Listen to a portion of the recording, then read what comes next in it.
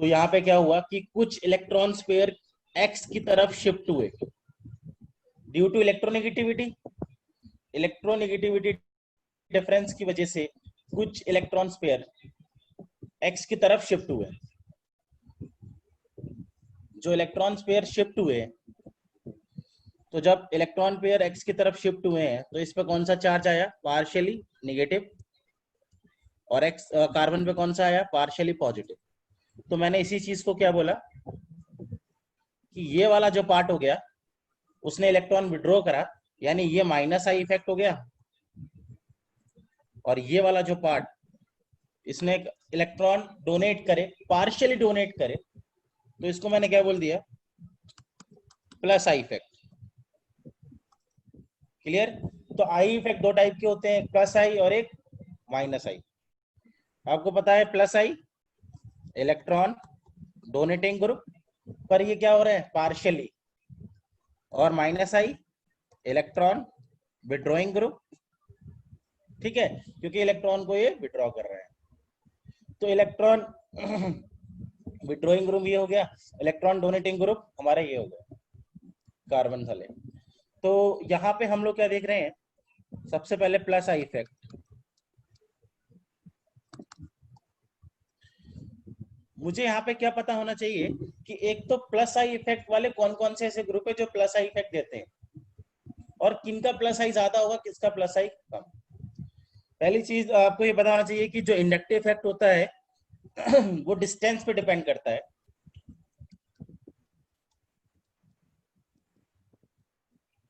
On distance,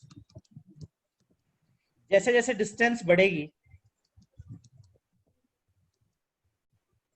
वैसे वैसे I effect क्या होता जाएगा? कम। मतलब आई इफेक्ट का जो इफेक्ट है वो आपका कम होता जाएगा जैसे जैसे आपकी डिस्टेंस बढ़ती जाएगी। जैसे इसी कार्बन को हमने देख लिया, ये सबको पता हो,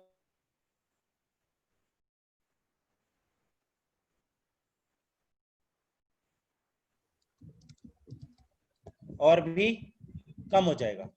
और लगभग तीसरे और फोर्थ कार्बन तक इसका इफेक्ट क्या हो जाएगा? निग्लिजिबल। तो निग्लिजिबल बिल्कुल इसका इफेक्ट हो जाएगा, यानी कि आई इफेक्ट जो काम करता है वो थर्ड कार्बन तक काम करता है, फोर्थ फिफ्थ पे इसका क्या हो जाता है? Effect negligible. तो प्लस आई इफेक्ट, इसका मतलब इलेक्ट्रॉन डोनेटिंग ग्रुप। आपको सबको पता है कि plus I effect directly proportional होगा नंबर ऑफ कार्बन एटम्स के। जैसे जैसे नंबर ऑफ कार्बन बढ़ेंगे वैसे वैसे प्लस आई इफेक्ट भी बढ़ता जाएगा। क्लियर है? जैसे फॉर एग्जांपल इसका ज्यादा इससे इसका अगर मैंने दो कार्बन क्या देखा आई इफेक्ट, उससे ज्यादा तीन कार्बन वाले का होगा, फिर चार कार्बन वाले का उससे भी ज्यादा आई इफेक्ट होगा। क्लियर है? तो plus I number of carbon जैसे जैसे बढ़ेंगे प्लस आई इफेक्ट हमारा क्या होता जाएगा? बढ़ता जाएगा। क्लियर है? ये सबको पता होगी। उसके बाद जैसे ये देख सकते हैं कि ब्रांचेस जितनी ज्यादा बढ़ेंगी उतना ज्यादा प्लस आई इफेक्ट भी बढ़ेगा। जैसे ये सबको पता है कि 3 डिग्री मतलब टर्शरी ब्यूटाइल का प्लस आई इफेक्ट ज्यादा होता है, फिर आइसोप्रोपाइल, फिर उसके बाद नॉर्मल प्रोपाइल। तो ये हो गया हमारा टर्शरी ब्यूटाइल ग्रुप। ये कौन सा हो गया? आइसोप्रोपाइल। और ये वाला कौन सा हो गया? Normal propyl. तो सबसे ज्यादा किसका? टर्शरी ब्यूटाइल, फिर आइसोप्रोपाइल, फिर नॉर्मल प्रोपाइल। ये कौन सा है? Plus I effect, order of plus I effect,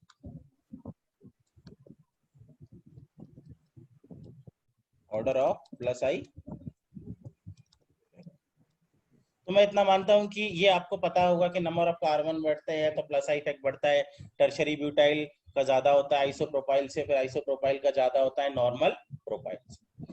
तो ये इतना आपको पता होगा। दूसरा, इसमें CT3 एक आता है, CT3, CD3 और CH3 प्लस आई इफेक्ट या प्लस आई पावर। सबसे ज्यादा किसका होता है यहाँ पे? CT3, फिर CD3, फिर CH3। क्लियर है? तो CT3 is more plus I effect than CD3, फिर किसका? CH3 का। क्लियर हो गया? नेक्स्ट हम लोग बात करते हैं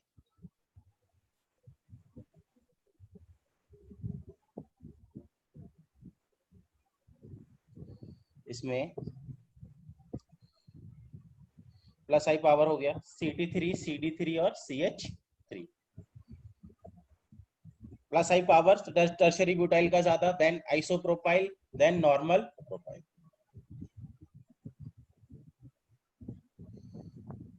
आपको दिख रहा होगा CT3, CD3 और CH3। क्लियर है? ये क्या है? इसके आइसोटोप्स, हाइड्रोजन, ड्यूटेरियम और they are isotopes. And the plus I power is CT3 is more than CD3 than CH3। ये इसके प्लस आई पावर है। और उसके बाद नेक्स्ट एनाइन ज्यादा प्लस आई होता है, मोर प्लस आई है देन न्यूट्रल। एनाइन है more plus I effect than neutral. Just for example, O minus का ज्यादा होगा टर्शरी या नॉर्मल कार्बन कार्बन वाले के प्लस आई इफेक्ट।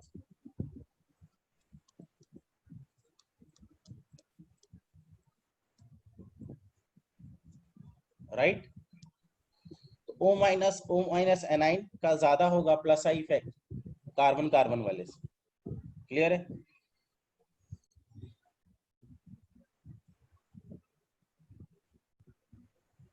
जो भी क्वेश्चंस है मैं उसके बाद में दे दूंगा आंसर।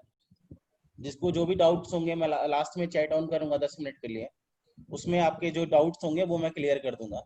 और उसके बाद डाउट क्लास में भी पूछ सकते हो ये बातें। अभी मुझे थोड़ा सा रिवीजन करना है क्योंकि फास्टली चलना है, थोड़ा एसिड बेस भी खत्म करना है। तो मैं मान के चल रहा हूँ कि कुछ चीजें आपको आ रही हैं क्योंकि एक टाइप से रिवीजन कोर्स चल रहा है। फिर भी अगर कोई डाउट होते हैं तो मैं आफ्टर क्लास आपके क्लियर कर दूंगा सारी चीजें। क्लियर है? तो अभी जो क्वेश्चंस हैं वो आप रखिए क्वेश्चंस, उस क्वेश्चंस को मैं आफ्टर क्लास क्लियर कर दूंगा।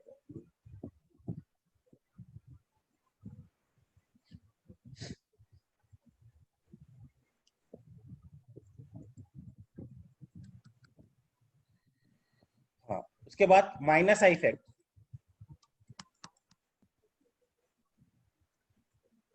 Next is minus I effect. Minus I effect that means electron withdrawing group, electron withdrawing group, electron withdrawing group minus I effect is directly proportional to electronegativity. More electronegativity have more minus I effect, and minus I effect is directly proportional to percentage S correct. Percentage S correct. For example, Sp is more minus I effect than Sp2 and Sp3. Sp वाले का सबसे ज्यादा होगा, then Sp2, फिर Sp3, क्योंकि यहां से यहां जाने पर परसेंटेज S करेक्टर इंक्रीज हो रहा है। तो जैसे जैसे परसेंटेज S करेक्टर इंक्रीज होगा माइनस आई इफेक्ट डिक्रीज होगा, माई इफेक्ट डिक्रीज। क्लियर है?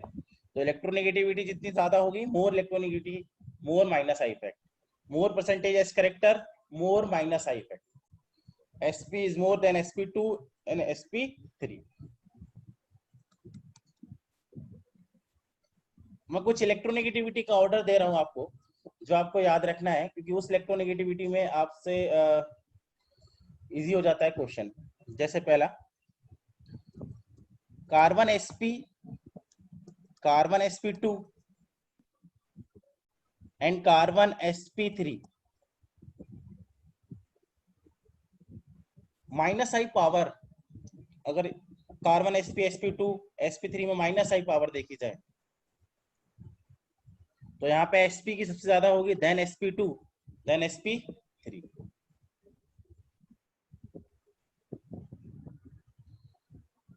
तो यहाँ पे हमारा sp की सबसे ज्यादा माइनस आई पावर होगी, देन sp2, फिर sp3, राइट। बट एक चीज और देखनी है यहाँ पे, nitrogen sp3 is more, electronegativity की बात की जाए नाइट्रोजन sp3 से ज्यादा होती है, एक मिनट, ऑक्सीजन का sp3 से ज्यादा होगी कार्बन का sp से, राइट। और कार्बन का sp से ज्यादा होगा यहाँ पे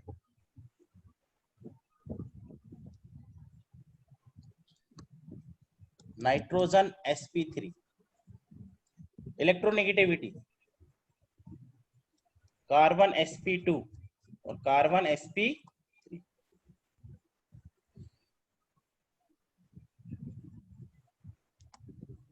this is minus pi I power order.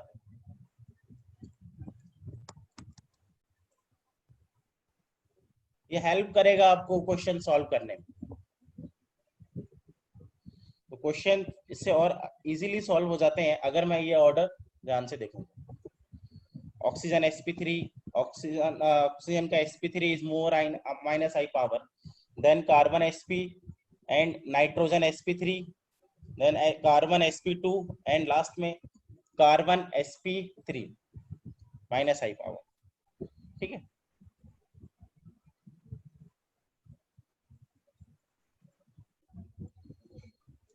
Next, nitrogen sp2 is more minus I effect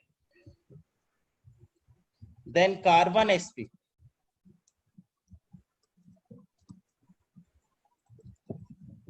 minus I power। It means NO2 group, आप जानते हैं NO2 ग्रुप का मोर माइनस आई होता है CN से। CN में कार्बन क्या है यहाँ पे, कार्बन sp, और नाइट्रोजन का यहाँ पे क्या है, नाइट्रोजन sp2।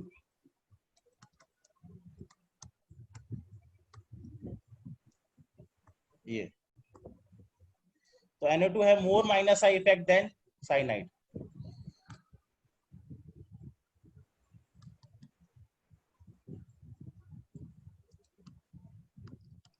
एंड उसके बाद chlorine, chlorine, bromine, iodine, minus I power,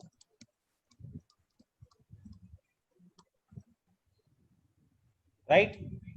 तो ये मैंने अभी तक पढ़ा, minus I power, nitrogen sp2 is more than carbon sp, oxygen sp3 is more minus I effect than carbon sp, than nitrogen sp3, than carbon sp2 and carbon sp3। ये help करेगा आपको question solve करने में।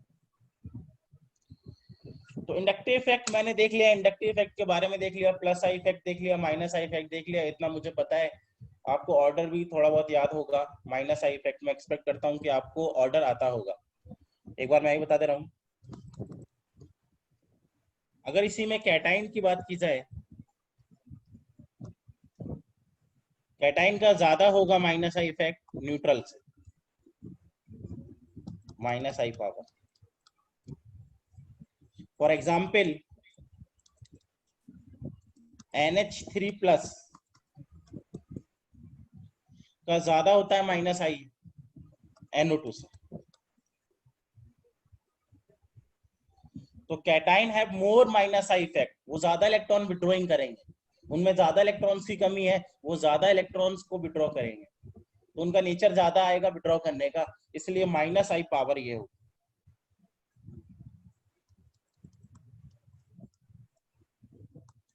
NH3 positive, NH3 positive या फिर NR3 positive भी बोल सकते हो,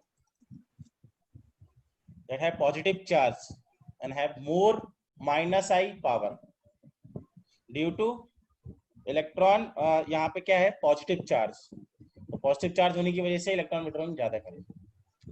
तो आपको यहाँ पे माइनस आई इफेक्ट के ऑर्डर दिख गए होंगे। एक मुझे आइडिया होना चाहिए बस कि NO2 का CN से ज्यादा होता है, और यहाँ पे fluorine, chlorine, bromine, iodine, cations का जनरली ज्यादा रहता है आपके न्यूट्रल्स। ठीक है, प्लस आई पावर हमने देख लिया। नेक्स्ट, अब इसकी मेरे को जरूरत पड़ने वाली है, इसलिए मैंने यहाँ पे रिवीजन कर लिया।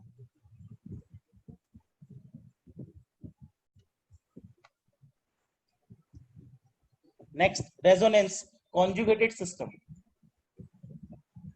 यू नो दैट कि resonance conjugated system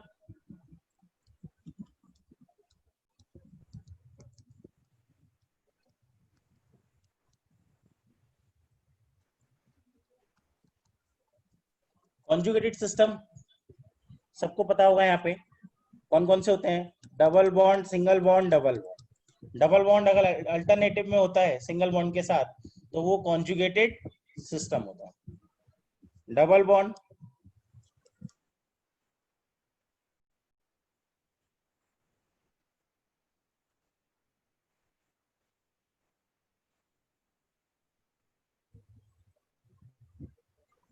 carbon double bond, single bond positive charge.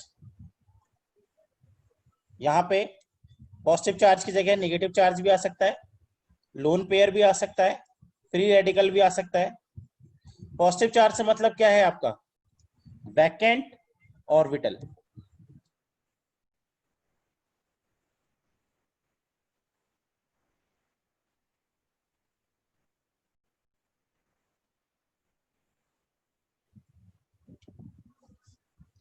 Vacant orbital, positive charge is vacant orbital, double bond, single bond, negative charge, lone pair, free radical. Positive charge is vacant orbital, right. तो vacant orbital में कौन कौन से होते हैं, carbocation जिसमें vacant P Z orbital होती है, बोरॉन जिसमें वैकेंट पी ऑर्बिटल होती है। तो आपको ये सारे ही मिलेंगे। पॉजिटिव चार्ज का मतलब ये नहीं कि NH3 पॉजिटिव लगा दिया तो आप बोलोगे इसमें रेजोनेंस होगा, ये गलत। आपने अगर ऐसे कहा कि ये डबल बॉन्ड था, नाइट्रोजन NH3 पॉजिटिव, ये इस तरीके से, तो यहाँ पे कोई वैकेंट पीजेड ऑर्बिटल नहीं है। वैकेंट ऑर्बिटल होगी तब जाके रेजोनेंस होगा, पाई इलेक्ट्रॉन्स उसमें डीलोकलाइज करेगा। यहाँ पे कोई वैकेंट ऑर्बिटल नहीं है, तो यहाँ पे नो रेजोनेंस, इस केस में नो रेजोनेंस। इतना आप लोगों ने देखा होगा कि NH3 पॉजिटिव का मतलब यहाँ पे कोई वैकेंट ऑर्बिटल नहीं है। वैकेंट ऑर्बिटल डबल बॉन्ड के कॉन्जुगेशन में आएगी तभी होगा, राइट। और लोन पेयर भी नहीं है, तो डबल बॉन्ड के साथ जो कॉन्जुगेशन में हो सके। तो कॉन्जुगेटेड सिस्टम ये पढ़े मैंने, double bond, single bond, double bond, double bond, single bond, positive charge, negative charge, lone pair, free radical, ये कॉन्जुगेटेड सिस्टम होते हैं। और मुझे पता है कि आपको ये सब पता होगा। यहाँ पे जैसे benzene, conjugated system, double bond, single bond, double bond, single bond, double bond, right. तो ये भी रेजोनेंस आ रहा है,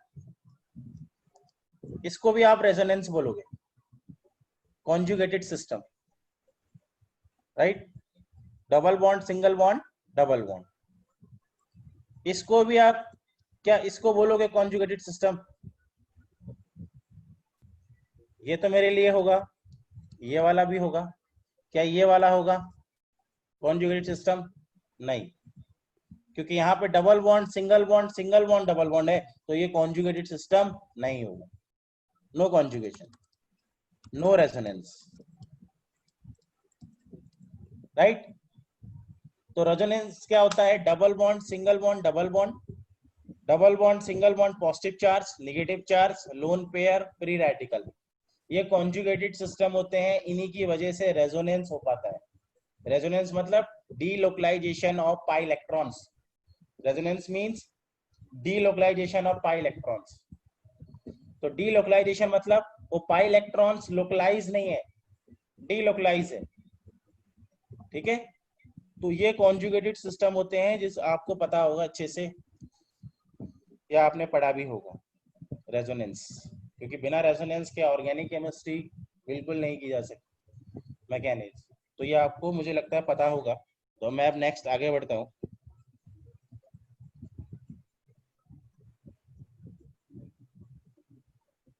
नेक्स्ट है हाइपर कंजुगेशन। तो ये हाइपर कंजुगेशन आपको दिख रहा होगा डायग्राम। हाइपर कंजुगेशन सबसे पहले किस सिस्टम में होता है? जिस सिस्टम में sp3 sp2 हाइब्रिडाइज होती है। sp3 और sp2 हाइब्रिडाइज होती है सिस्टम में एक साथ 1,2 पोजीशन पे। उसमें हमारा हाइपर कंजुगेशन होता है। For example CH3 CH double bond CH2, आप देख सकते हैं यहाँ पे sp2 है और ये sp3। सबको पता है यहाँ पे हाइपर कंजुगेशन होगा, सभी ने पढ़ा होगा कि एल्कीन में हाइपर कंजुगेशन होता है, उससे लगा जो मिथाइल है, ये वाला ग्रुप CH3, इससे क्या होता है? हाइपर कंजुगेशन होता है। CH3 single bond CH double bond CH2।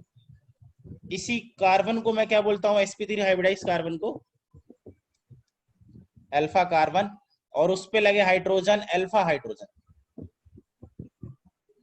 तो दिस इज अल्फा हाइड्रोजन।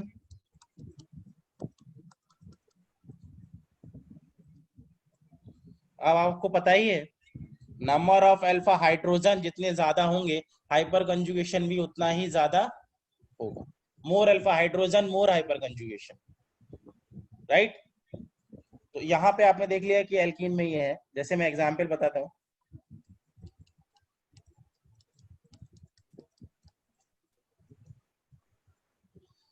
ये वाला CH3,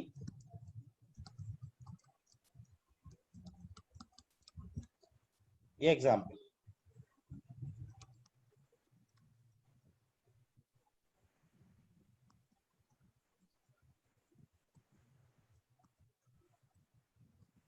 क्लियर। यहाँ पे CH3 है, अल्फा कार्बन, यही डबल बॉन्ड से लगा कार्बन अल्फा कार्बन, और उस पे लगे हाइड्रोजन अल्फा हाइड्रोजन। तो यहाँ पे अल्फा हाइड्रोजन कितने? 3। इस वाले पे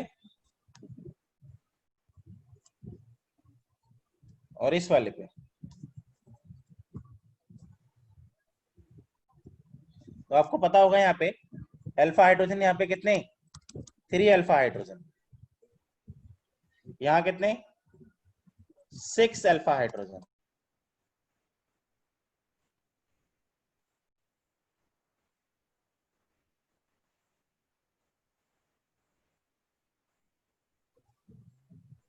सिक्स अल्फा हाइड्रोजन। यहाँ पे कितने? 3 3 3 3, कितने हो गए यहाँ पे? 12 अल्फा हाइड्रोजन। क्लियर है। तो इन्हीं अल्फा हाइड्रोजन से क्या होता है? हाइपर कंजुगेशन आपको अच्छे से आता है। ये नंबर ऑफ अल्फा हाइड्रोजन जितना ज्यादा होगा उतना ही ज्यादा हाइपर कंजुगेशन होगा।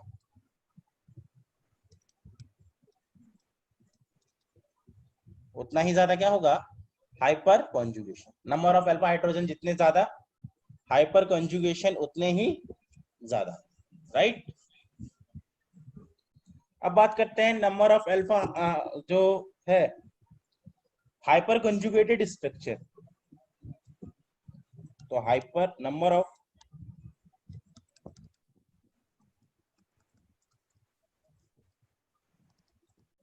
Hyper conjugated structure,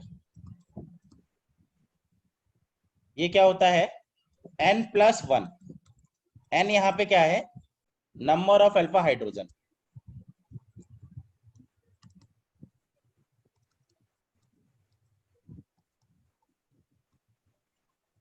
n equal to number of alpha hydrogen.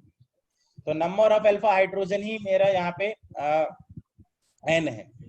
Number of hyper conjugated structure क्या होंगे, n+1। तो n+1 number of hyper conjugated structure होंगे, राइट। तो ये देखा। और किसी सिस्टम में होता है हाइपर कंजुगेशन? हाँ होता है, कार्बोकैटाइन में।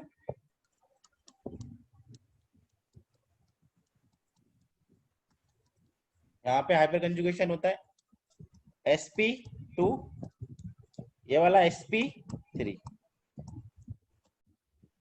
राइट। ये वाला जो पार्ट होगा कार्बोकैटाइन से लगा कार्बन, ये क्या कहलाया जाएगा, नंबर ऑफ अल्फा हाइड्रोजन, इस पे लगे हाइड्रोजन। तो यहाँ पे नंबर ऑफ अल्फा हाइड्रोजन कितने हैं, 3, राइट। तो जितना ज्यादा हाइपर अल्फा हाइड्रोजन होंगे उतना ज्यादा हाइपर कंजुगेशन होगा। जैसे दूसरा एग्जाम्पल, ये आपने सब पढ़ा हुआ होगा, कार्बन CH3 CH3 पॉजिटिव, और तो ये CH3 ग्रुप, ये CH3 group,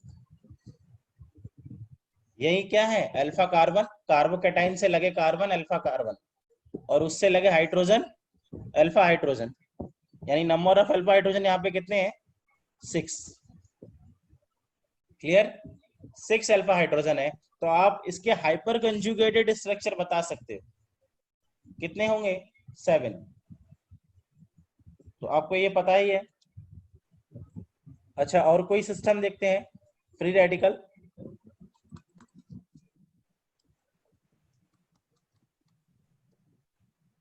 carbon free radical.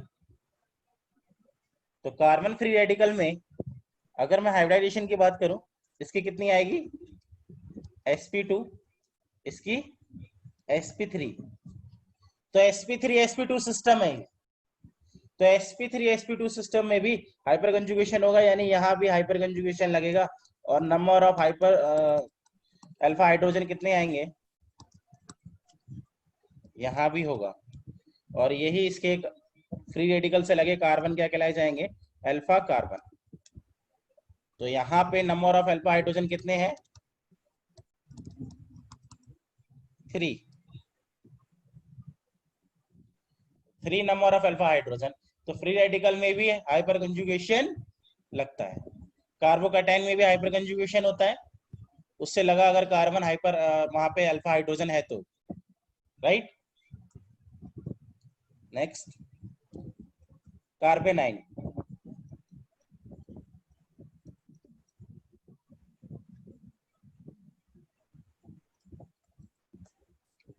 ये वाला सिस्टम, कार्बेनाइन। तो इस कार्बेनाइन में हम लोग देख रहे हैं, क्या इस कार्बेनाइन की हाइब्रिडेशन की अगर बात की जाए, तो यहाँ पे हाइब्रिडेशन कितनी, sp3, इधर sp3। तो क्या कार्बेनाइन में, कार्बेनाइन वाले सिस्टम में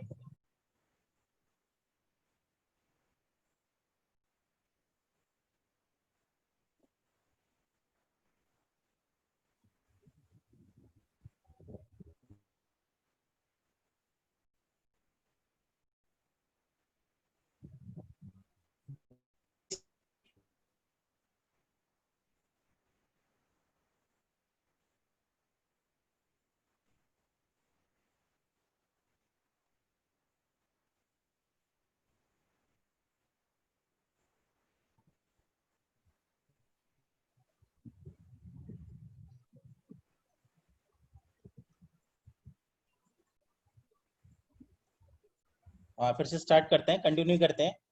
हेलो,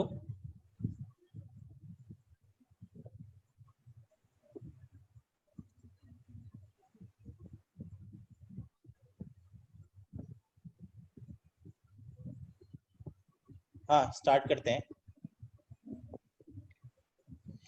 तो ये जो मैंने कार्बेनाइन वाला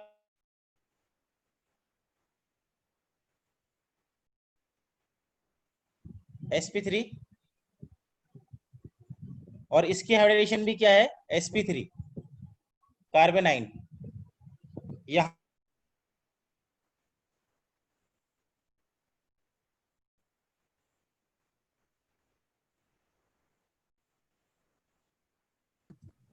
no hyper conjugation, no hyper conjugation, right, क्योंकि दोनों ही sp3 सिस्टम है। sp3 सिस्टम में हाइपर कंजुगेशन नहीं लगता, ये आपको सबको पता है। तो फ्री रेडिकल में हाइपर कंजुगेशन होता है, उससे लगा कार्बन, फ्री रेडिकल कार्बन से लगा कार्बन अल्फा कार्बन, और उससे लगे हाइड्रोजन अल्फा हाइड्रोजन। कार्बोकैटाइन में होता है हाइपर कंजुगेशन, आपको पता है। इसमें ऊपर वाला सी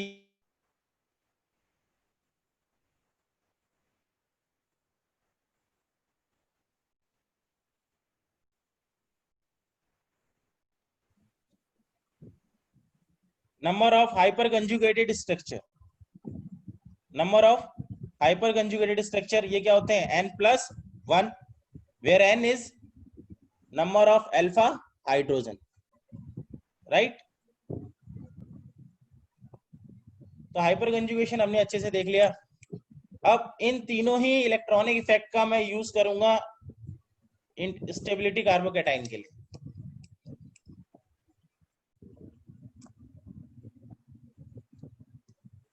नेक्स्ट है मेरा कार्बोकैटाइन या स्टेबिलिटी ऑफ कार्बोकैटाइन।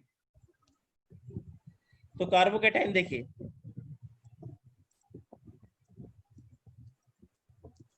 इस टाइप से होता है कार्बोकैटाइन।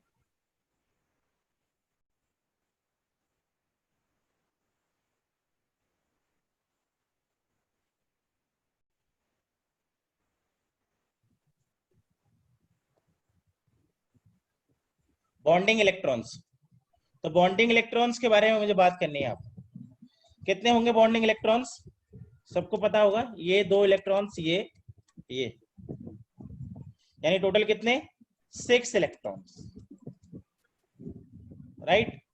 यहाँ पे number of unpaired electrons,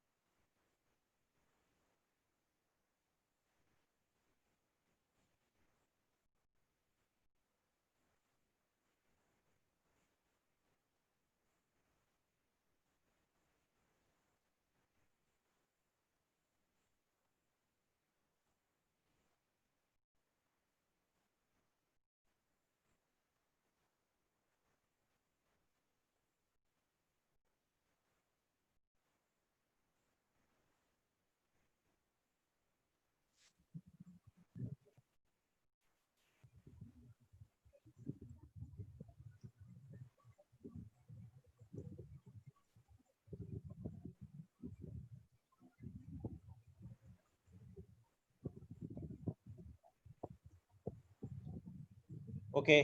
network issue की होने की वजह से स्टार्ट करते हैं वहीं से। मैंने बोला कार्बोकैटाइन के बारे में, तो बॉन्डिंग इलेक्ट्रॉन्स पता है यहाँ पे कितने 6 इलेक्ट्रॉन्स हैं। नंबर ऑफ अनपेयर्ड इलेक्ट्रॉन्स कितने 0, नंबर ऑफ अनपेयर्ड इलेक्ट्रॉन्स 0। इसके बाद बात करते हैं ये कौन सा होगा डायामैग्नेटिक। कार्बोकैटाइन क्या होगा मेरे लिए डायामैग्नेटिक, राइट। तो डायामैग्नेटिक सबको पता है, इसकी हाइब्रिडाइजेशन क्या होगी sp2, बॉन्ड एंगल कितना 120 degree, clear 120 degree bond angle sp2। इसकी हाइब्रिडाइजेशन डायमैग्नेटिक, अनपेयर्ड इलेक्ट्रॉन्स 0। उसके बाद बात करते हैं वैकेंट pz ऑर्बिटल होती है इसमें, वैकेंट पीजेड ऑर्बिटल। जो रिएक्टिविटी होती है इसकी, जो इंटरमीडिएट ये बनना है वो वैकेंट पीजेड ऑर्बिटल होने की वजह से बनना है। तो रिएक्टिविटी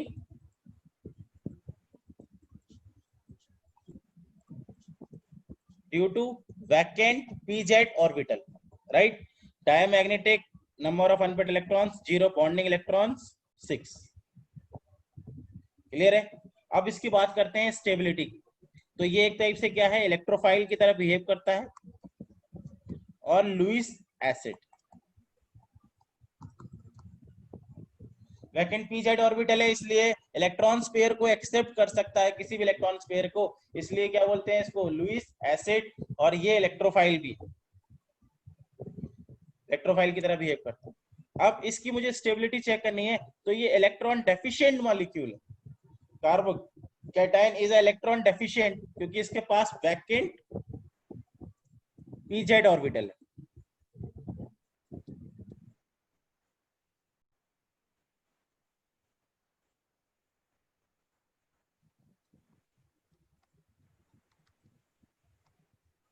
वैकेंट पीजेड ऑर्बिटल, तो वैकेंट पीजेड ऑर्बिटल होने की वजह से यहाँ पे ये electron carbocation electron deficient molecule. Clear हो गया सबको। अब इस इलेक्ट्रॉन डेफिशिएंट को क्या चाहिए, इसकी स्टेबिलिटी के लिए कोई ना कोई इलेक्ट्रॉन डोनेटिंग ग्रुप चाहिए। तो stability of carbocation,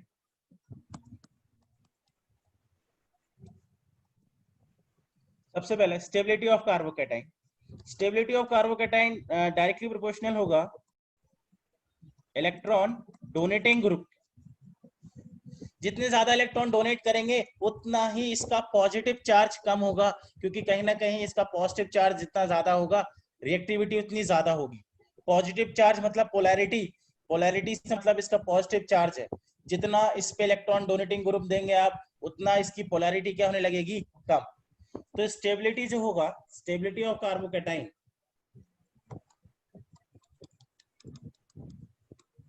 stability of carbocation is directly proportional to electron donating group, right? Inversely proportional to 1 upon electron withdrawing group. जितने इलेक्ट्रॉन विड्रॉइंग ग्रुप होंगे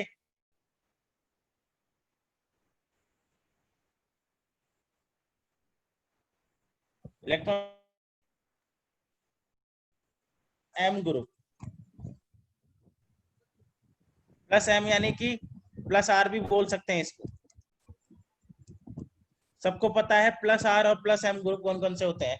जो बेंजीन के साथ लोन पेयर वाले होते हैं ग्रुप, जो डोनेट करते हैं कॉन्जुगेशन में, वो प्लस एम प्लस आर वाले ग्रुप होते हैं। इलेक्ट्रॉन विड्रॉइंग ग्रुप माइनस आई, माइनस एम और माइनस आर, राइट। ये इलेक्ट्रॉन विड्रॉइंग ग्रुप होते हैं। तो माइनस आई, माइनस एम और माइनस आर, ये ग्रुप होते हैं। अभी अगर किसी को पता नहीं है प्लस एम कौन से होते हैं, तो मैं बता देता हूं। प्लस एम ग्रुप,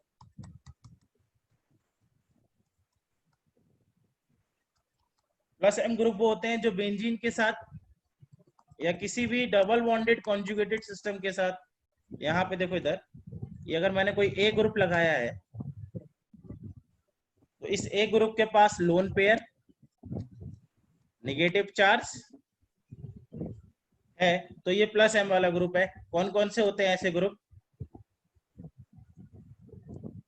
कौन कौन से ग्रुप होंगे ऐसे, OH lone pair, OR lone pair, oxygen के पास लोन पेयर है, ये डोनेट करता है, आपको सबको पता है इस तरीके से डोनेट करता है। तो ये जब डोनेट कर रहे हैं electron donating group lone pair वाले, ये OR, NR2, NH2, इस टाइप के ग्रुप। क्लियर है। तो जो लोन पेयर वाले ग्रुप है O माइनस, ये वाला भी एटसेट्रा, तो ये कौन से ग्रुप हो गए, प्लस एम ग्रुप। इसको आप प्लस आर ग्रुप भी बोल सकते हो। डोनेट करेंगे हमेशा, तो इलेक्ट्रॉन डोनेटिंग ग्रुप है। रेजोनेंस आप जानते हो, completely delocalisation of pi electrons, मतलब रेजोनेंस में इलेक्ट्रॉन्स की शिफ्टिंग होती है। इंडक्टिव इफेक्ट में तो बस खाली पोलैरिटी मतलब होता है, वहां पे पार्शियली शिफ्टिंग होती है, बट रेजोनेंस में कंप्लीटली शिफ्टिंग होती है, तो रेजोनेंस ज्यादा इफेक्टिव होता है इंडक्टिव से, क्योंकि रेजोनेंस में ज्यादा इफेक्ट आता है, रेजोनेंस में ज्यादा कॉन्जुगेशन में अगर हम लोग बात करें तो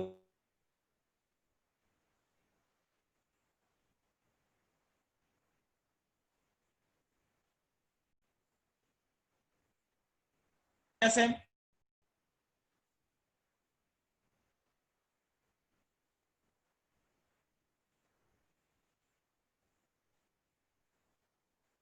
एम ग्रुप में देखो इस तरीके से कि कोई अगर बी ग्रुप लगाए यहाँ पे माइनस एम ग्रुप के बारे में देखो, तो माइनस एम ग्रुप में अगर कोई बी ग्रुप लगाए यहाँ पे, और वो बी इस तरीके से हो सकता है, मल्टीपल बॉन्ड वाला हो सकता है, मल्टीपल बॉन्ड फंक्शनल ग्रुप, जैसे आपका सी एन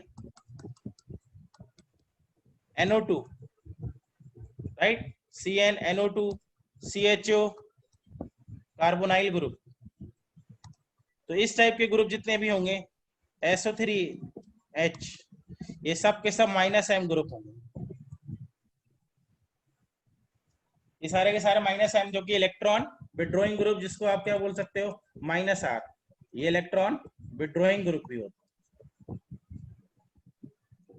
ठीक है। तो कार्बोकेटाइन की स्टेबिलिटी, ये कार्बोकेटाइन को क्या करेंगे, डीस्टेबलाइज, ये इलेक्ट्रॉन विड्रॉ ही करेंगे, प्लस एम वाले इलेक्ट्रॉन डोनेट करेंगे, और -I+I आप जानते ही हो अच्छे से। तो स्टेबिलिटी ऑफ कार्बोकेटाइन मैंने बता दिया, इलेक्ट्रॉन डोनेटिंग ग्रुप के directly proportional, electron withdrawing group के इनवर्सली प्रोपोर्शनल। और क्या होता है stability of carbocation,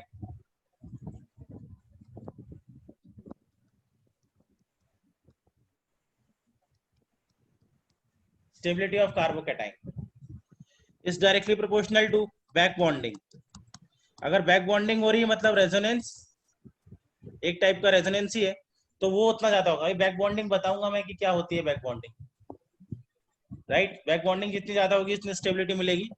aromatic conjugation बोल सकते हैं,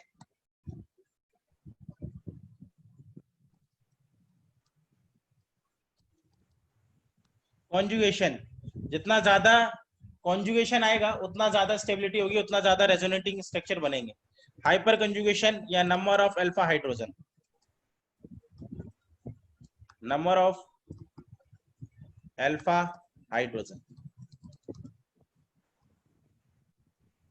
जितने नंबर ऑफ अल्फा हाइड्रोजन होंगे, यानी एक तरीके से क्या बोले हैं, हाइपर कंजुगेशन।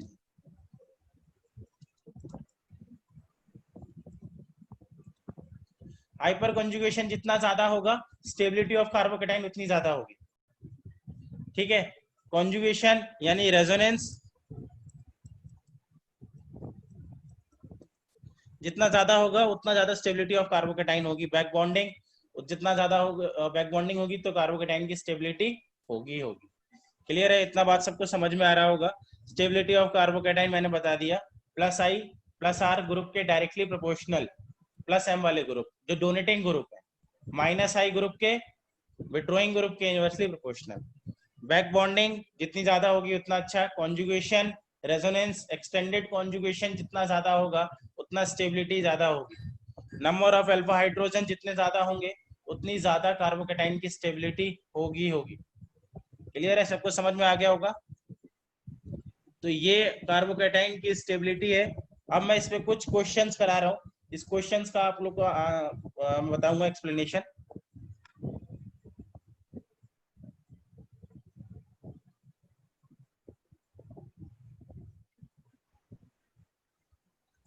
ये आपकी स्क्रीन पे दिख रहा होगा ये क्वेश्चन। सबसे पहला यहाँ पे दे रखा है कार्बोकेटाइन A, B, C और D। अब देखिए यहाँ पे इसका एक्सप्लेनेशन बहुत तरीके से दिया जा सकता है, आपको सबको दिख रहा होगा कि यहाँ पे कार्बोकेटाइन है, सारे के सारे प्राइमरी कार्बोकेटाइन। अब आप प्राइमरी कार्बोकेटाइन जानते होंगे कि प्राइमरी कार्बोकेटाइन का मतलब होता है कि जो प्राइमरी कार्बन है उस पे लगा कार्बोकेटाइन प्राइमरी कार्बोकेटाइन होगा। अब यहाँ पे नंबर ऑफ कार्बन बढ़ रहे हैं, अगर मैं देखूं लेफ्ट टू राइट जाने पर नंबर ऑफ कार्बन बढ़ रहे हैं, तो यहाँ पे इधर से इधर जाने पर नंबर ऑफ कार्बन बढ़ रहे हैं। तो प्लस आई इफेक्ट भी क्या होगा, इंक्रीज होगा, प्लस आई पावर इंक्रीज होगी। तो आपको पता ही है प्लस आई मतलब डोनेटिंग, डोनेटिंग मतलब सबसे ज्यादा फिर स्टेबल कौन सा होगा यहाँ पे, डी, फिर सी, फिर बी, फिर ए।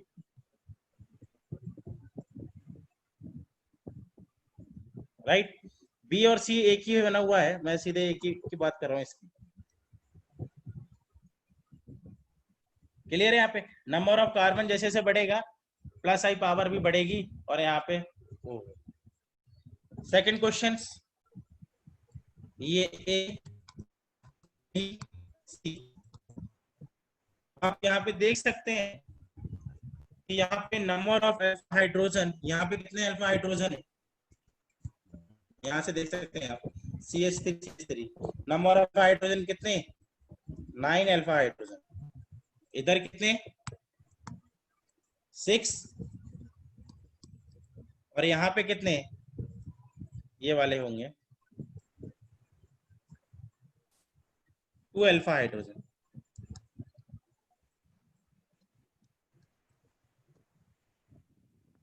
तो आपको पता है hyper conjugation left to right जाने पर हाइपर कंजुगेशन क्या हो रहा है, डिक्रीज।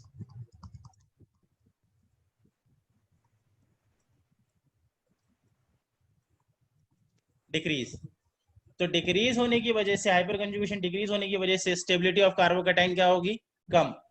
यानी कि सबसे ज्यादा स्टेबल कौन सा होगा, ए, फिर बी, फिर सी। तो अल्फा हाइड्रोजन देखना है, ठीक है। तो यहाँ पे 9 अल्फा हाइड्रोजन पहले वाले में, दूसरे वाले में 6 अल्फा हाइड्रोजन, और तीसरे वाले में 2 alpha hydrogen, 2 alpha hydrogen. Next third, ये बहुत ही इंपॉर्टेंट क्वेश्चन है, इसको देखिए। यहाँ पे अब आप देख सकते हैं कि सभी प्राइमरी कार्बन है, और यहाँ पे अल्फा हाइड्रोजन तो सिर्फ इसकी बात कर सकते हैं। यहाँ पे कितने अल्फा हाइड्रोजन है, पहले वाले में ही अल्फा हाइड्रोजन वाला हाइपर कंजुगेशन लग सकता है, दूसरे और तीसरे वाले में तो लग ही नहीं सकता। जैसे यहाँ पे बात करें ए बी सी, फर्स्ट वाले में हाइपर कंजुगेशन मतलब 3 अल्फा हाइड्रोजन, सेकेंड और थर्ड में हाइपर कंजुगेशन लगेगा ही नहीं। दूसरा एक पॉइंट, यहाँ पे आप लोग हाइब्रिडाइजेशन देख सकते हैं, तो ये वाला sp sp2 और ये वाला sp3, क्लियर है? तो जैसे जैसे यहाँ पे हम लोग लेफ्ट टू राइट जा रहे हैं, परसेंटेज एस करेक्टर क्या हो रहा है, इंक्रीज, उससे माइनस आई इफेक्ट क्या होगा, इंक्रीज, उससे स्टेबिलिटी क्या होगी, decrease, stability decrease, left to right जाने पर percentage S character increase, minus I character, minus I effect increase, stability decrease. तो सबसे ज्यादा स्टेबल कौन सा फिर यहाँ पे, A B C, right. Fourth देखिए यहाँ पे ए बी सी, अब आप देख सकते हैं कि पहले वाले में कॉन्जुगेशन ज्यादा है, ए वाले में कॉन्जुगेशन ज्यादा है, बी वाले में कॉन्जुगेशन है पर उससे ए वाले कंपैरिजन में कॉन्जुगेशन कम है, सी वाले में कॉन्जुगेशन भी नहीं है, रेजोनेंस भी नहीं है। तो ए वाले में कॉन्जुगेशन ज्यादा है, यानी बोल सकते हैं यहाँ पे जो है नंबर ऑफ रेजोनेटिंग स्ट्रक्चर ज्यादा बनेंगे, number of RS resonating structure A वाले में ज्यादा बनेंगे, फिर बी, फिर सी वाले में तो बनेंगे ही नहीं, सी वाले में तो रेजोनेटिंग स्ट्रक्चर बनेंगे ही नहीं। तो जितने ज्यादा रेजोनेटिंग स्ट्रक्चर होंगे उतनी ही ज्यादा कार्बोकैटायन की स्टेबिलिटी भी होगी। यहाँ सबसे ज्यादा स्टेबल कौन सा, ए बी फिर सी, तो A B C, right. Clear हो गया होगा आपको कि ए वाले में कॉन्जुगेशन ज्यादा है, फिर बी, फिर सी, सी वाले में रेजोनेंस नहीं है इसलिए उसकी स्टेबिलिटी इन सबसे कम है। तो इतना आपको समझ में आ गया होगा। ये कॉन्जुगेशन का वाला इफेक्ट दिखाया मैंने, ये inductive effect percentage S character वाला बताया, ऊपर अल्फा हाइड्रोजन वाला बताया था, और फर्स्ट वाला मैंने माइनस आई पावर दिखाई है। क्लियर है? तो ये सबको समझ में आ गया होगा।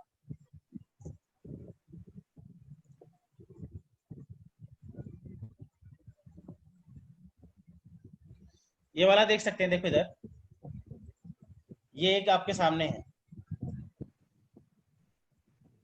अब इसमें तीन है मेरे पास, तो देखो इधर सबसे पहले हाइब्रिडाइजेशन चेक कर लेते हैं यहाँ पे। ये कौन सा, sp3, ये वाला कौन सा, sp, और यहाँ सॉरी sp2। और स्टेबिलिटी की बात करूँ, मैक्सिमम लोगों को कंफ्यूजन होता है, तो sp2 वाले बहुत ज्यादा है, सभी sp2 कार्बन है।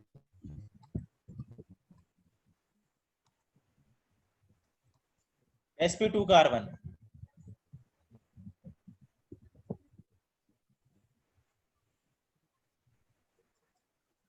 बेंजीन पे लगा कार्बोकैटाइन,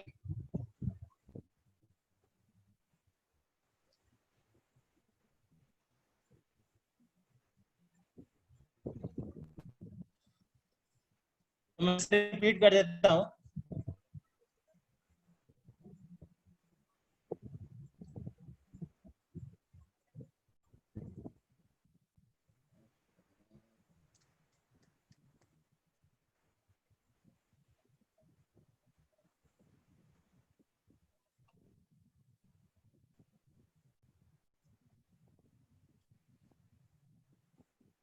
मैं फिर से रिपीट कर देता हूँ इसी को। इस वाले में ए वाला जो था, ये ए बी सी, सी वाला sp3 हाइब्रिडाइज कार्बन है, बी वाला sp2, और ए वाला में sp2 वाले बहुत सारे हैं, राइट। एक बात और ध्यान रखना है यहाँ पे, कि ये वाला जो मल्टीपल बॉन्ड वाला कार्बोकैटाइन होता है, मल्टीपल बॉन्ड पे लगा कार्बोकैटाइन, यानी कि ऐसा बहुत लोगों को कंफ्यूजन होता है, ये वो देखो कि अगर मल्टीपल बॉन्ड पे कार्बोकैटाइन लगा है, double bonded carbocation, loan pair, free radical, ये डीलोकलाइज नहीं होता है, ये रेजोनेंस नहीं होता है इसमें। मल्टीपल बॉन्ड पे लगा पॉजिटिव चार्ज का डीलोकलाइजेशन नहीं होता है, रेजोनेंस नहीं होता है। तो ये गलती मत करना कि यहाँ रेजोनेंस हो रहा है। ए वाले में, ए वाले में पॉजिटिव चार्ज का कोई भी रेजोनेंस नहीं हो रहा है, यहाँ पे सिर्फ और सिर्फ माइनस आई इफेक्ट लग रहा है, इंडक्टिव इफेक्ट लग रहा है, एस करेक्टर डोमिनेट कर रहा है।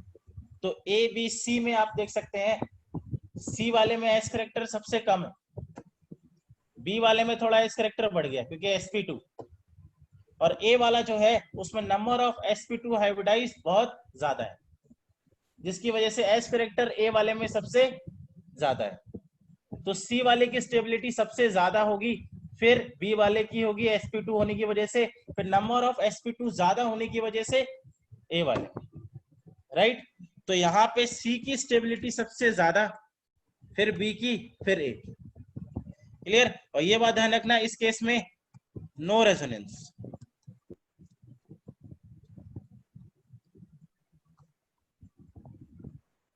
रेजोनेंस नहीं है, मल्टीपल बॉन्ड वाला कार्बोकैटाइन पीरियडिकल रेजोनेंस में नहीं होता। क्लियर। तो इसमें ज्यादातर लोग कंफ्यूजन होता है, इसलिए बता दिया है ये देखो यहाँ 6 1 नाइल, यहाँ से यहाँ आपको सबको दिख रहा होगा, यहाँ से यहाँ जाने पर number of resonating structure decrease होंगे, लेफ्ट टू राइट जाने पर 6 वाले क्वेश्चन में फिनाइल ग्रुप 3 ग्रुप लगे हैं, उसमें उसमें 2 ग्रुप लगे हैं, और उसमें 3 ग्रुप लगे, और 3 रेजोनेंस है।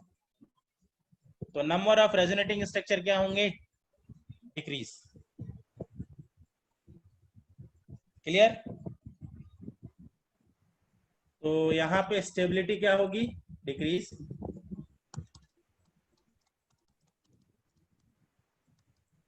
Stability decrease. तो सबसे ज्यादा स्टेबल कौन सा होगा, फर्स्ट, सेकंड, थर्ड। क्लियर है, आपको समझ में आ रहा है ये। फर्स्ट वाले में रेजोनेंस ज्यादा है, सेकंड वाले में रेजोनेंस और भी कम, कॉन्जुगेशन, थर्ड वाले में और कम, और लास्ट वाले में और भी। क्लियर। CH2CH, ठीक है।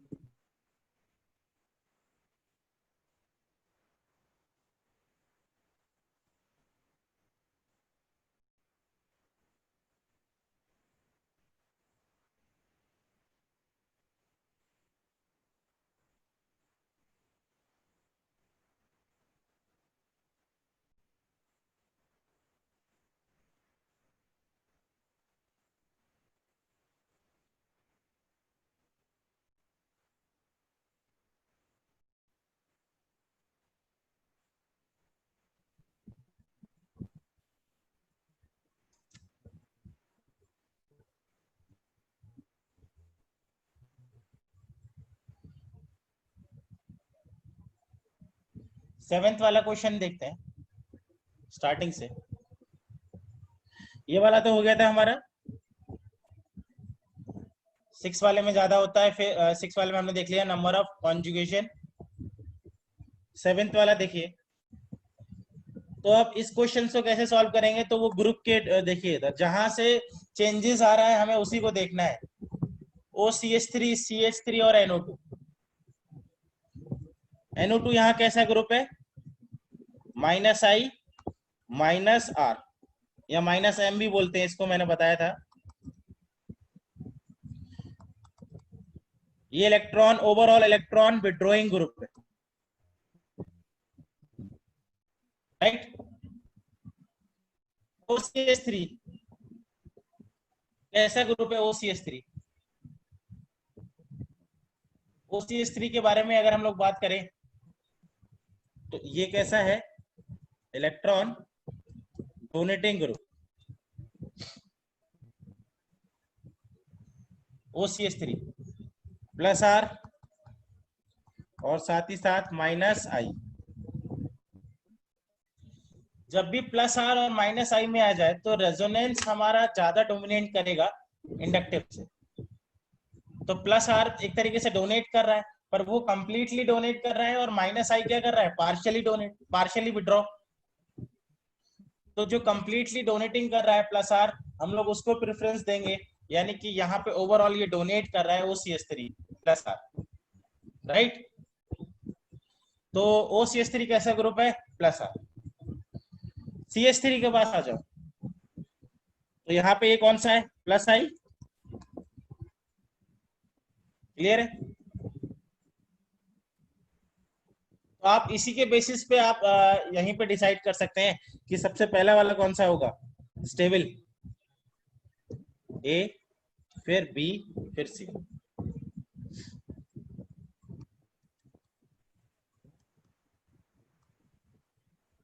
ABC।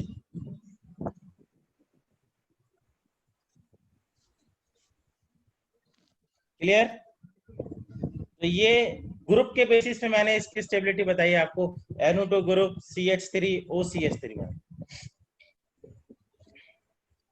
क्लियर हो गया होगा, ये समझ में आ गया होगा आपको।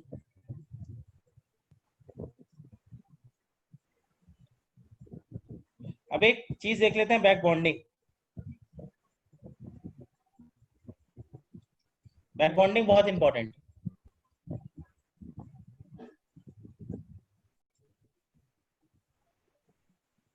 देखिए इधर बैक बॉन्डिंग होती कैसे, ए और बी के बीच कोवेलेंट बॉन्ड है। बी के पास एक वैकेंट ऑर्बिटल, इस वैकेंट ऑर्बिटल जो है बी और ए बी के बीच पहले से ही बॉन्ड है, कोवेलेंट बॉन्ड। ये कोवेलेंट बॉन्ड है पहले से।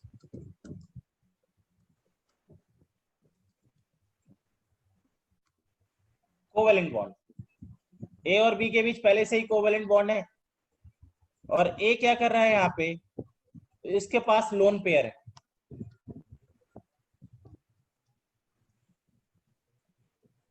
राइट। तो ए के पास लोन पेयर है पहले से, और बी के पास में क्या है, वैकेंट ऑर्बिटल। तो ये क्या करेगा, लोन पेयर इस वैकेंट ऑर्बिटल में डोनेट, डोनेट करेगा। तो इसमें क्या होगा, इसमें इलेक्ट्रॉन डेंसिटी को डोनेट करेगा, इसे क्या बोलते हैं, बैक बॉन्डिंग। तो ए के पास क्या होना चाहिए, लोन पेयर, और उसके बराबर में जो एटम है जो उससे बॉन्डेड है, उसके पास क्या होनी चाहिए, वैकेंट ऑर्बिटल।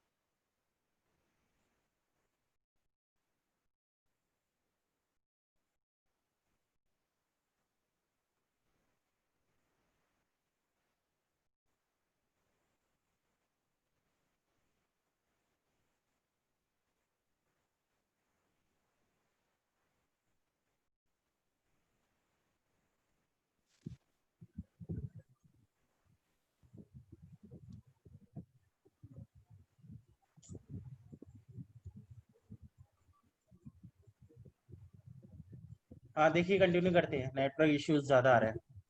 यहाँ देखिए बोरॉन ट्राइफ्लोराइड, जो आपने एग्जाम्पल देखा होगा, इस बोरॉन ट्राइफ्लोराइड में हम लोग देखते हैं बोरॉन के पास क्या है, वैकेंट ऑर्बिटल, राइट। तो ये फ्लोरीन का लोन पेयर इसमें डोनेट करता है, ये आपने देखा भी है। इसी को क्या बोल दिया, बैक बॉन्डिंग, राइट। ये वाला एक एग्जाम्पल।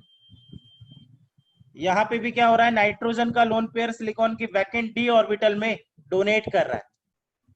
ये बहुत इंपॉर्टेंट एग्जाम्पल है, आपको पता होगा। इसी बैक बॉन्डिंग होने की वजह से इसकी हाइब्रिडाइजेशन क्या हो जाती है, sp2, और ये मॉलिक्यूल क्या हो जाता है, प्लानर।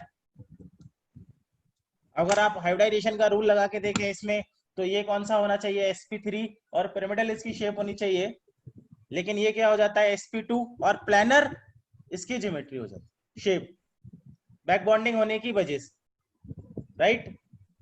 तो ये बैक बॉन्डिंग हुई है। अब बैक बॉन्डिंग को कैसे बोलते हैं, जैसे बोरॉन का कौन सा ऑर्बिटल है, 2p, फ्लोरीन का 2p ऑर्बिटल जो डोनेट कर रहा है लोन पेयर, और बोरॉन के बैक एंड 2p ऑर्बिटल में डोनेट कर रहा है, तो इसको बोलते हैं 2p पाई बैक बॉन्डिंग, 2p पाई बैक बॉन्डिंग, इस तरीके से बोला जाता है।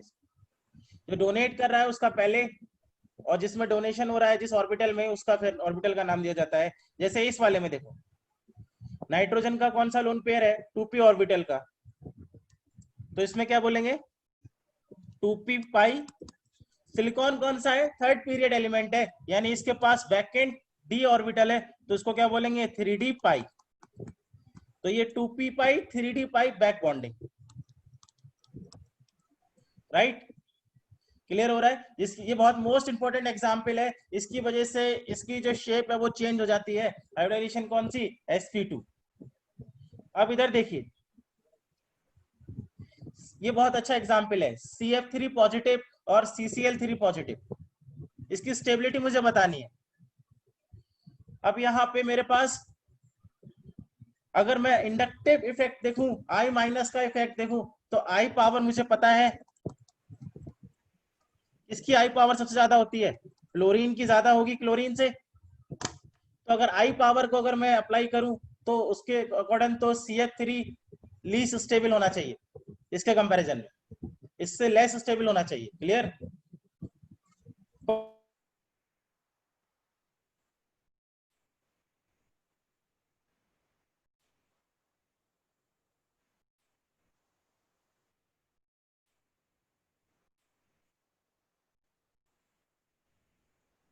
ग्राम में देखिए, फ्लोरीन के पास लोन पेयर, कार्बन के पास वैकेंट p ऑर्बिटल, ये क्या कर देगा इसके साथ, बैक बॉन्डिंग।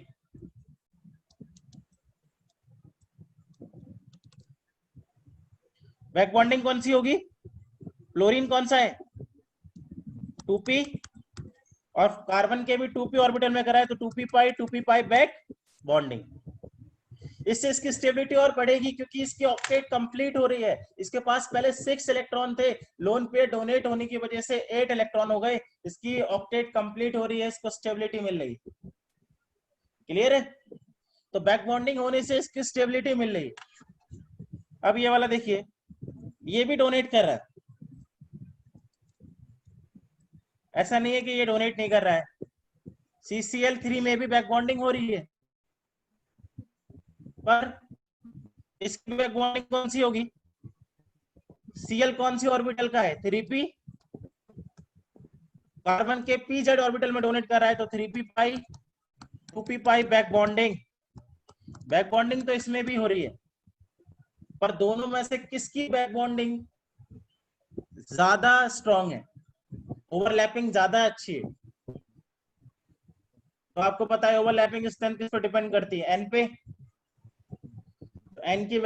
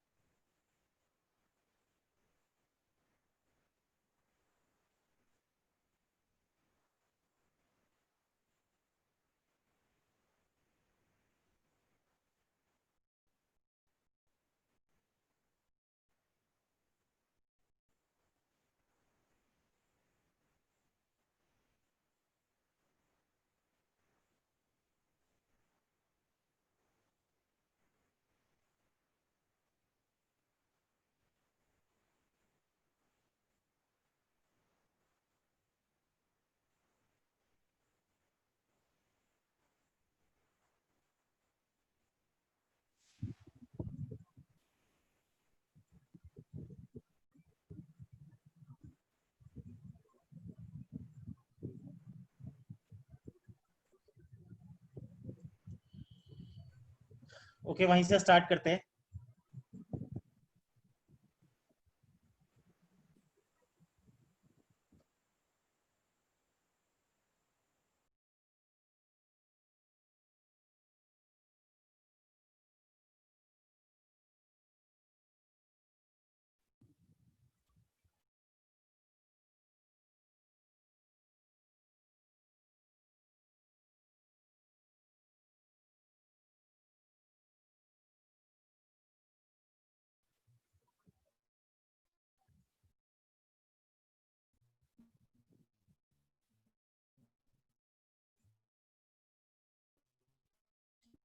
ओके,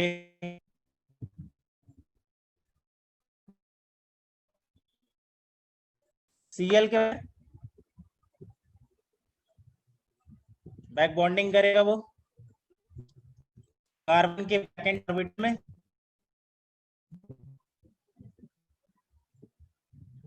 कौन सी बैक बॉन्डिंग होंगी? 3p पाई 2p पाई बैक बॉन्डिंग। क्लियर है?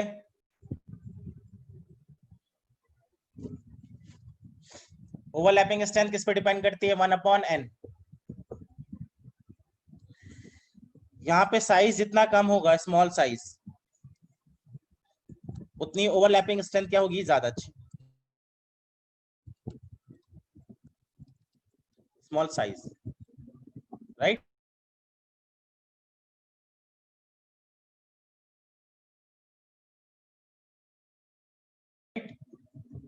तो CF3 पॉजिटिव और CCl3 पॉजिटिव में ज्यादा स्टेबल कौन सा होगा फिर? CF3 पॉजिटिव, क्योंकि यहाँ पे क्या हुई है? Back bonding. एक और दिखाता हूं मैं एग्जांपल। अब इसके बाद नेक्स्ट वाला क्वेश्चन करते हैं।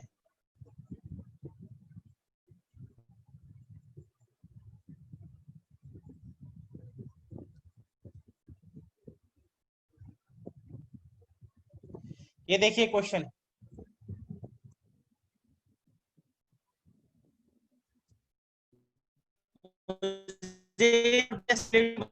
ज्यादा होगी किस नहीं? ए और बी बताना है ज्यादा स्टेबल किसका हो। अब अगर देखो इधर ये लोन पेयर, ऑक्सीजन का लोन पेयर, और बराबर में क्या है? कार्बोकेटाइन। इसके साथ क्या कर सकता है? कार्बोकेटाइन के पास बैकेंड पीजेड ऑर्बिटल है और ऑक्सीजन के पास लोन पेयर। इसके साथ क्या कर जाएगा? Back bonding.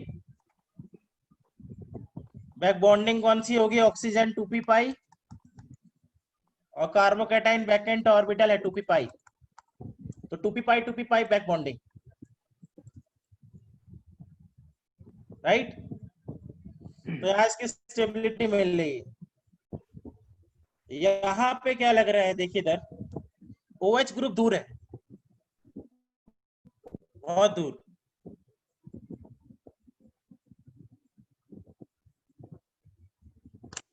क्लियर है?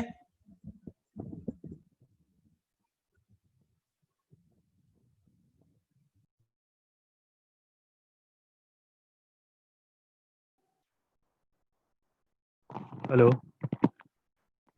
Hello, Ajay sir. Hello sir, 12-15 में इनको ब्रेक देना।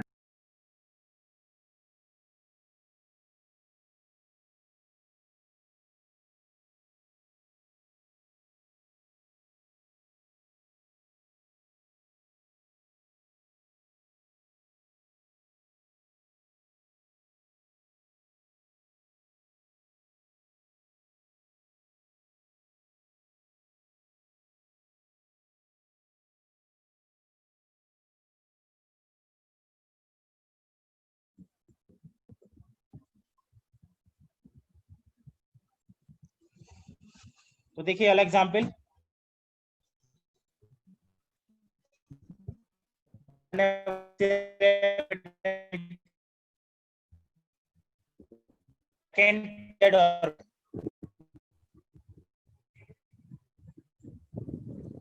क्लियर? बैक बॉन्डिंग, 2p पाई बैक बॉन्डिंग। अब ये OH ग्रुप इसके 1,2 पोजीशन पे तो है नहीं, तो इस केस में तो नो बैक बॉन्डिंग वाले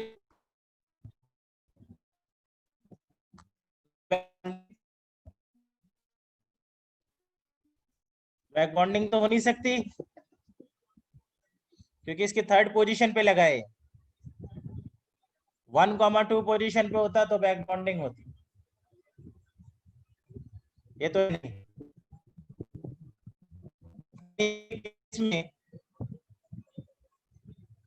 अगर पास में लगा है 1,2 में तो ज्यादा स्टेबिलिटी मिल रही है, लगा है तो सीधे सीधे कौन सा इफेक्ट दे रहा है, माइनस आई इफेक्ट। तो इस केस में माइनस आई इफेक्ट सेकंड वाले में, जबकि इस केस में क्या हो रहा है, बैक बॉन्डिंग पहले वाले केस में। तो पास में लगा है तो बैक बॉन्डिंग, दूर लगा है तो माइनस आई इफेक्ट। यानी कि ए और बी में ज्यादा स्टेबल कौन सा होगा,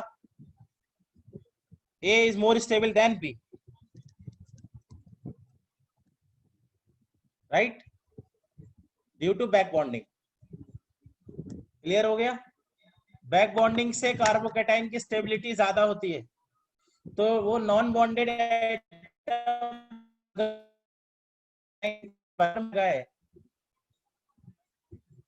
कार्बोकेटाइन के बराबर में लगा है, तो लगा है तो माइनस आई इफेक्ट देगा। क्लियर, और उससे स्टेबिलिटी डिक्रीज होगी माइनस आई इफेक्ट से। ठीक है, स्टेबिलिटी ऑर्डर देखो इस केस में, जैसे कार्बोकेटाइन ऊपर है, Cl वाले में भी कार्बोकेटाइन ऊपर। अभी अगर इसमें देखें तो माइनस इफेक्ट मेरे को दिख रहा है,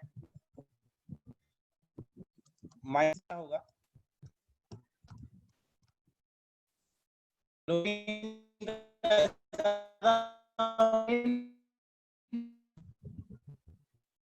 फ्लोरीन का माइनस इफेक्ट ज्यादा होगा क्लोरीन से।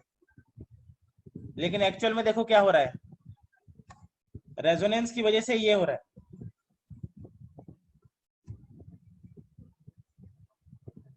इसको ध्यान से देखिए, रेजोनेंस की वजह से ये हो रहा है। तो फ्लोरीन में non bonded electrons, carbocation positive charge delocalise होके फ्लोरीन वाले कार्बन पे आया है। अब ये क्या कर सकता है इसके साथ, बैक बॉन्डिंग कौन सी होगी, 2p पाई, 2p पाई। क्लोरीन भी दे सकता है डोनेट, क्लोरीन देगा तो कौन सा, 3p पाई और 2p पाई। तो ज्यादा डोनेशन कौन देगा, क्लोरीन का लोन पेयर ज्यादा डोनेट करेगा, तो यानी कि ज्यादा स्टेबिलिटी किसकी, इसकी ज्यादा स्टेबिलिटी, क्योंकि वो पॉजिटिव चार्ज डीलोकलाइज करके फ्लोरीन वाले कार्बन पे आ गया, इसलिए बैक बॉन्डिंग ज्यादा होगी। क्लियर, क्लोरीन भी डोनेट कर रहा है, पर क्लोरीन की बैक बॉन्डिंग की स्ट्रेंथ फ्लोरीन से कम है, फ्लोरीन 2p ऑर्बिटल का है, राइट। यहां देखें अभी वाला एग्जाम्पल, इस केस में अगर बात करें तो जो पॉजिटिव चार्ज है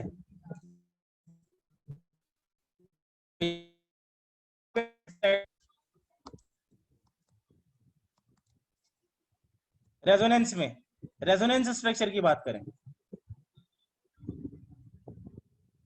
तो पॉजिटिव चार्ज ये ऑर्थो पोजीशन पे आ सकता है, पैरा पे आ सकता है, मेटा पे नहीं आ सकता। यानी मेटा पे आएगा नहीं तो बैक बॉन्डिंग तो होगी नहीं, यानी इस केस में नो बैक बॉन्डिंग, इस केस में भी नो बैक बॉन्डिंग। तो फाइनली क्या होगा, सीधे सीधे माइनस आई इफेक्ट, इसका भी और इसका भी। अब माइनस आई इफेक्ट में आप बोल सकते हैं कि भैया फ्लोरीन का माइनस आई इफेक्ट ज्यादा होता है क्लोरीन से, यानी कि अब ज्यादा स्टेबल कौन, क्योंकि इंडक्टिव इफेक्ट आ गया ये क्लोरीन वाला। तो अगर 1,2 पोजीशन पे लगाए कार्बोकेटाइन तो बैक बॉन्डिंग, और अगर दूर चला गया तो फिर वहां वो कौन सा काम करेगा, इंडक्टिव इफेक्ट जैसा काम करेगा, माइनस आई इफेक्ट जैसा काम करेगा। क्लियर? तो ये बैक बॉन्डिंग के कुछ एप्लीकेशन थे जो मैंने बताया तुम्हें। बैक बॉन्डिंग से दोनों की ही स्टेबिलिटी बढ़ती है, चाहे वो कार्बोकेटाइन हो चाहे वो कार्बेनाइन, राइट। तो सेकंड वाले में देखा जैसे बैक बॉन्डिंग से फ्लोरीन के साथ बैक बॉन्डिंग हो रही है, तो 2p बैक बॉन्डिंग की वजह से ज्यादा बैक बॉन्डिंग हो रही है, ठीक है।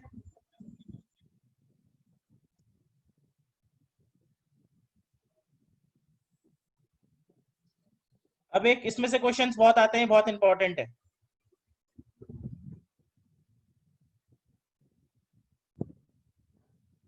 एरोमेटिक, एंटी एरोमेटिक और नॉन एरोमेटिक। नॉन एरोमेटिक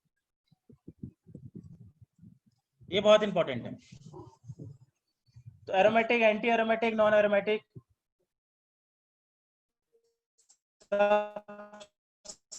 की बात कर लेते हैं। एरोमेटिक सबसे पहले ये कि एरोमेटिक होने के लिए साइक्लिक होना चाहिए, हर एक एटम की वहां पे sp2 हाइब्रिडाइज होनी चाहिए, प्लेनर होना चाहिए, पूरा मॉलिक्यूल प्लेनर होना चाहिए, sp2 हाइब्रिडाइज होनी चाहिए। थर्ड,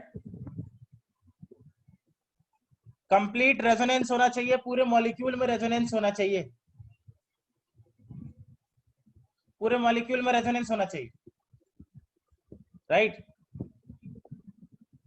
कंप्लीट रेजोनेंस इसी बात को बोलते हैं कि अगर साइक्लिक कंप्लीट रेजोनेंस होगा तो वो रिंग करंट आएगा वहां। तो कंप्लीट रेजोनेंस होना चाहिए, हर एक एटम की sp2 हाइब्रिडाइज होनी चाहिए, प्लानर होना चाहिए और साइक्लिक स्ट्रक्चर होना चाहिए। Electron pair in resonance, resonance में जो कॉन्जुगेशन में जो इलेक्ट्रॉन पेयर है वो आपके ऑड होने चाहिए, ऑड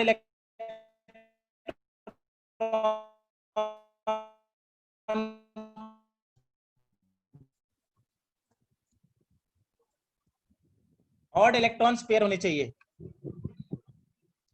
इन रेजोनेंस। किस केस में? एरोमेटिक के केस में। एंटी एरोमेटिक सारी चीजें एरोमेटिक की तरह ही है, बस एक इसमें ऑड बोल दिया और इसमें क्या होगा फिर, even, even electron pair, even electron pair. और नॉन एरोमेटिक सारे के सारे स्ट्रक्चर जो साइक्लिक नहीं है वो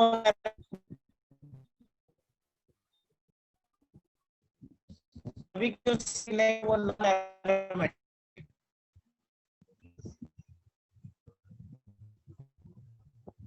से रिपीट कर, मैं फिर से रिपीट कर रहा हूं यहाँ पे कि नॉन एरोमेटिक में जितने भी अगर साइक्लिक नहीं आएगा तो वो नॉन एरोमेटिक, मतलब जितने भी नॉन साइक्लिक कंपाउंड है जो साइक्लिक नहीं है वो सब के सब non aromatic. Non planar molecule non aromatic, जिसमें रेजोनेंस कंप्लीट नहीं है नॉन एरोमेटिक, और इसकी फिर बात ही खत्म हो गई। Non planar molecule non aromatic, complete resonance नहीं है, रिंग करंट नहीं हो रहा है, नॉन एरोमेटिक, साइक्लिक नहीं है, नॉन एरोमेटिक। क्लियर है? एग्जाम्पल दिखाता हूं।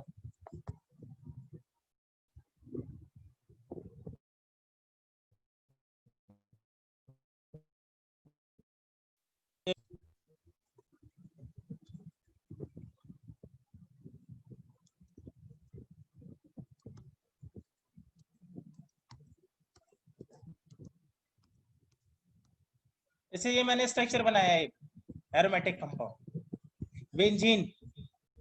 सबसे पहले मुझे क्या देखना है, साइक्लिक, साइक्लिक है। उसके बाद sp2 प्लानर, तो सभी कार्बन की sp2 हाइब्रिडाइजेशन है, आप जानते ही हैं, सभी कार्बन की sp2 हाइब्रिडाइजेशन है, ये प्लानर है।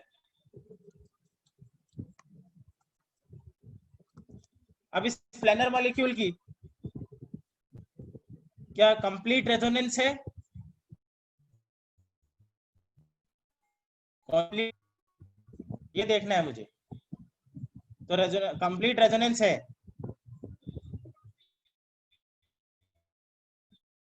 Double double bond single bond double bond single bond.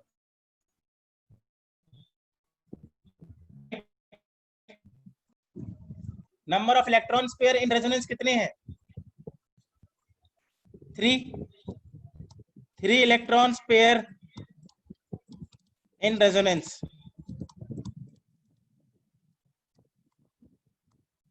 Right. तो 3 इलेक्ट्रॉन पेयर इन रेजोनेंस, यानी कि यहाँ पे ये क्या होगा, एरोमेटिक। क्लियर है। एक और एग्जांपल,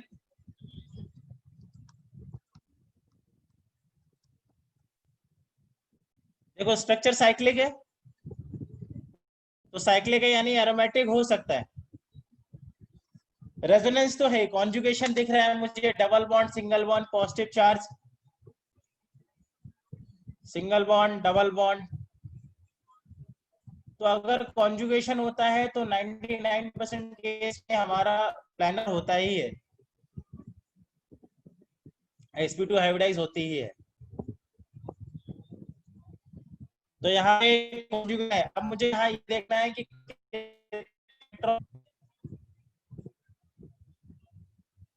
कितने इलेक्ट्रॉन्स पेयर रेजोनेंस में है, कॉन्जुगेशन में है। तो कितने हैं यहाँ पे, ये 1 इलेक्ट्रॉन पेयर, ये वाला भी 1 इलेक्ट्रॉन पेयर, ये वैकेंट ऑर्बिटल है। तो वैकेंट ऑर्बिटल में कोई इलेक्ट्रॉन पेयर नहीं है, पॉजिटिव चार्ज है। तो टोटल इलेक्ट्रॉन पेयर कितने हो गए, 2 इलेक्ट्रॉन पेयर इन रेजोनेंस या कॉन्जुगेशन। तो यहाँ पे इवन हो गया, इवन मतलब एंटी एरोमेटिक,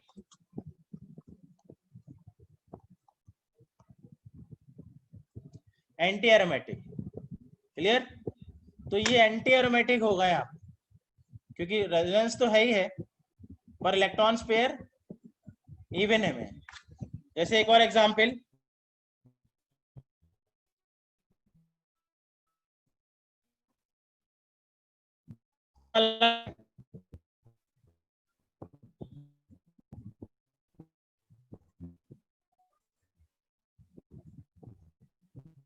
नेक्स्ट एक एग्जांपल करते हैं, ये वाला। अब इसमें आप बता सकते हैं कि इलेक्ट्रॉन पेयर कितने हैं कॉन्जुगेशन में, कितने होंगे यहाँ पे, ये 1 2 3, तो यानी 3 electron pair in resonance.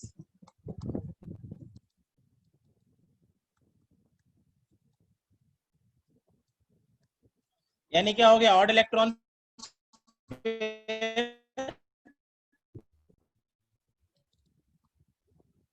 Odd electron pair cyclic है, कॉन्जुगेशन पूरा कंप्लीट है, तो यानी ये क्या हो गया, एरोमेटिक, एरोमेटिक कंपाउंड। क्लियर। तो ये आपका एरोमेटिक कंपाउंड हो गया यहाँ पे। दूसरा, अगर इस तरीके का स्ट्रक्चर आ जाए,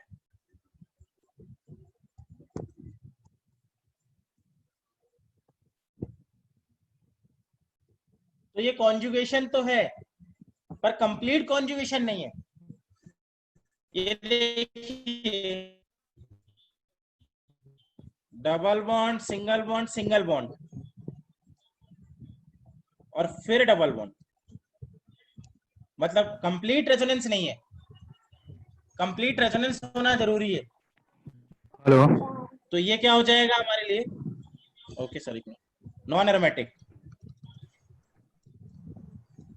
अजय सर हाँ सर, 12-15 हो गया है, चाहो तो दे सकते हो ब्रेक 15 मिनट का। ठीक है सर। तो फिर आफ्टर 15 मिनट्स बाद ब्रेक के बाद स्टार्ट करते हैं इसी में, और उसमें जो जो प्रॉब्लम है वो डिस्कस कर लेंगे, ठीक है, जिसको भी।